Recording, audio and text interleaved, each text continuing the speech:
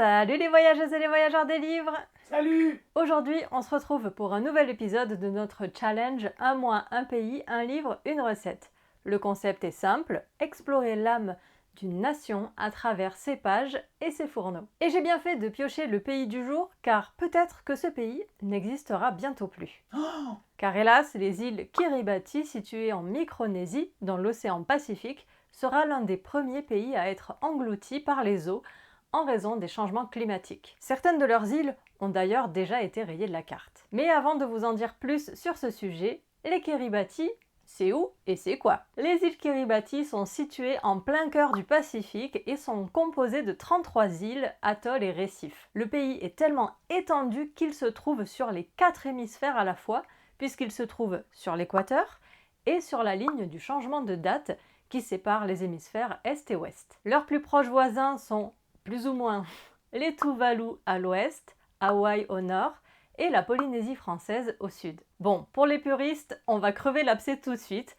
Les Kiribati se prononcent en réalité Kiribati, mais pour me simplifier et ne pas vous perdre, je vais continuer de les appeler Kiribati. Historiquement, les Kiribati sont habités depuis environ 3000 ans avant Jean-Claude. Jean-Claude. Bah oui, c'était écrit 3000 ans avant JC. C'est pas Jean-Claude? Ah non, c'est Jésus-Christ. Ah. Bon, bah ok, donc les Kiribati sont habités depuis environ 3000 ans avant Jésus-Christ, même si 3000 ans avant Jean-Claude Van Damme, je trouvais ça quand même beaucoup plus stylé. Mais bref. Au fil des années, ils ont connu quelques guerres avec les Samoa, les Tonga et les Fidji, mais qui ont parfois débouché aussi sur des ententes et des échanges. Est-ce que les Tonga ils font des guerres avec les Tongs? Est-ce que les Tonga ils font des guerres en Tongs? Ils s'envoient des tongs comme ça. Tong, tong. On leur demandera quand on fera le pays. En 1788, le navigateur britannique John Marshall, qui donnera son nom aux îles Marshall, et le capitaine britannique Thomas Gilbert débarquent, suivis par des missionnaires et des marchands.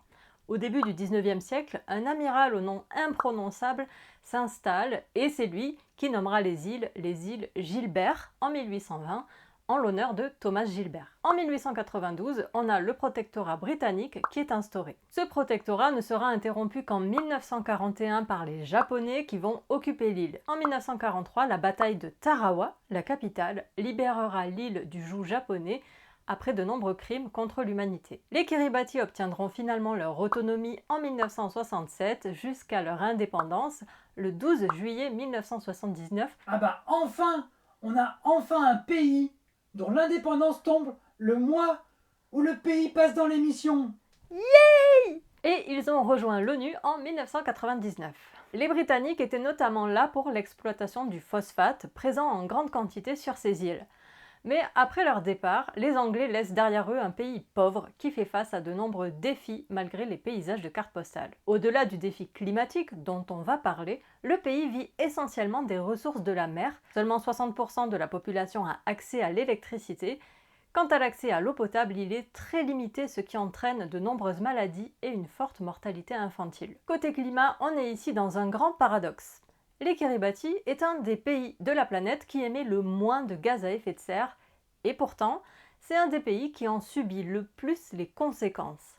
En quelques années, l'océan a déjà grignoté plusieurs mètres de terre. Ce pays étant extrêmement plat, son point culminant étant situé à 81 mètres d'altitude seulement, Pogacar s'ennuierait beaucoup au Kiribati, les habitants n'ont pas d'endroit où se réfugier et c'est là qu'on comprend le terme de réfugié climatique qui risque de se développer à l'avenir. We've been dependent on the ocean. We got food from it, we got work from it, and now it seems possibly we could die from it. Sad. Moi j'en connais déjà des réfugiés climatiques. Hein? Tous les Français qui vont dans les magasins juste pour avoir la clim. Courage avec la canicule, on est avec vous. Au-delà de réduire l'espace habitable, la montée des eaux a d'autres conséquences graves telles que la salinisation des puits d'eau potable et la mort des cocotiers, qui est un des arbres essentiels à l'économie locale. Mais ce drame n'enlève rien à la richesse culturelle des Kiribati, caractérisée par un fort lien social rassemblé autour des maneaba, ces lieux communautaires aux grands toits et à la base ouverte. Où qu'ils doivent se déplacer pour survivre, j'espère qu'ils continueront de danser le tiréré et le temouaï.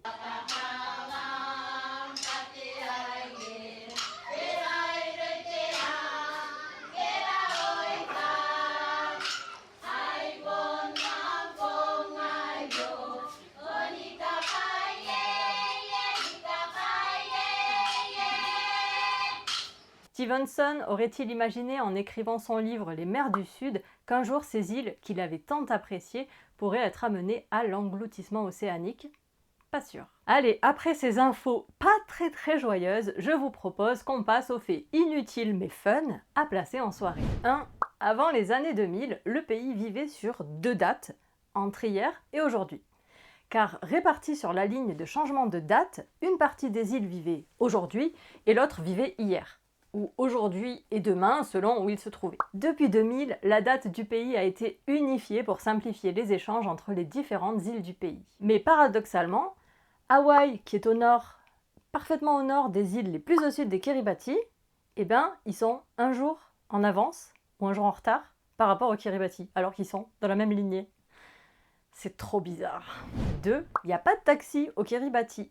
Mais heureusement, vous trouverez toujours un mec ou une nana sympa pour vous embarquer dans sa voiture. Et surtout, il y a très peu de tourisme sur l'île, donc c'est pas vraiment un problème. 3. Le gilbertin, langue officielle avec l'anglais, est une langue qui comporte seulement 13 lettres et seulement 3 temps. Quoi? Il n'y a pas de subjonctif imparfait? Oh, quel dommage! Passons maintenant à ma lecture de la semaine. Bon, déjà, j'ai pas trouvé d'auteur kiribatien en français, donc j'ai dû me contenter d'un livre étranger qui se passe au Kiribati. Et malgré ça, croyez-moi, c'était pas facile de trouver une lecture. J'avais le choix entre La vie sexuelle des cannibales de Martin Trost ou Les mers du Sud de Stevenson, mais pour Stevenson, je l'ai découvert qu'après ma lecture, qui s'est finalement portée sur Paradis avant liquidation de Julien Blangras. Oui, clairement, La vie sexuelle des cannibales m'inspirait assez peu confiance. Ouais, ça avait l'air fun pourtant. Paradis avant liquidation est un récit de voyage écrit par le voyageur français Julien Blangras. Perso, je suis assez peu friande de ce type de livre et j'avoue avoir été très agréablement surprise par ma lecture. L'auteur nous raconte son voyage au Kiribati avec beaucoup d'humour, mais sans édulcorer pour autant ce qu'il va découvrir sur place. Son voyage date de 2012, mais je pense que beaucoup de choses sont encore d'actualité. J'ai particulièrement apprécié qu'il nous fasse quelques portraits d'habitants assez variés. C'est dans ce livre que j'ai notamment ressenti la grande pauvreté des habitants, qui est moins visible dans des reportages que j'ai pu regarder sur YouTube. En plus d'appuyer sur le côté climatique, il n'hésite pas à montrer aussi les autres défis auxquels font face les Kiribatiens. Il parle aussi de l'histoire du pays, des légendes et de quelques pratiques culturelles. C'est d'ailleurs dans ce livre que j'ai découvert que Stevenson avait visité et écrit sur les Kiribati dans son livre Les mers du Sud, que je compte bien lire. Bref, j'ai beaucoup aimé ma lecture et je me suis noté d'autres livres de cet auteur car j'ai vraiment adoré sa manière de conter son voyage. Je vous conseille cette lecture. Notamment si vous voulez savoir comment a été créé le monde dans les légendes kiribatiennes avec Nareu, le dieu araignée. C'était fascinant et un peu glauque aussi. Avant de vous livrer mes recettes du mois pour ce pays, je vous invite à vous abonner à la chaîne si ce n'est pas déjà fait et à liker la vidéo. Ça m'aide beaucoup et plus vous serez nombreux, plus je pourrai continuer de faire ces vidéos que j'adore faire mais qui me demandent beaucoup de travail et de recherche. Il est maintenant temps de passer à la nourriture. Alors vous l'aurez compris, le régime alimentaire des Kiribatiens est très tourné autour des produits de la mer et de la noix de coco. Mais je ne pouvais pas cuisiner un plat à base de baliste, un poisson local, ou de crabe, donc j'ai cuisiné du poulet au coco.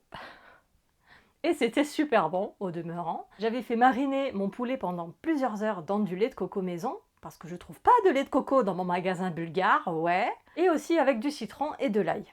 Bon, j'avais oublié de mettre la sauce soja dans ma marinade, mais on l'a ajoutée a posteriori et c'était délicieux. N'est-ce pas John? Il essaye de se souvenir c'était quoi le plat, mais il a oublié déjà. Et en dessert, j'ai ensuite fait une sorte de yaourt liquide à base de banane, de citron et de lait de coco, toujours ma version maison, et c'était aussi trop bon et hyper simple à préparer. Ces deux recettes nous ont bien fait voyager et je vous les partage en description. Ouais, c'était délicieux. Et bien voilà, vous en savez désormais plus sur les Kiribati et il est maintenant temps de passer au tirage au sort du prochain pays. Tire le sort. Tu veux dire quelque chose? Non.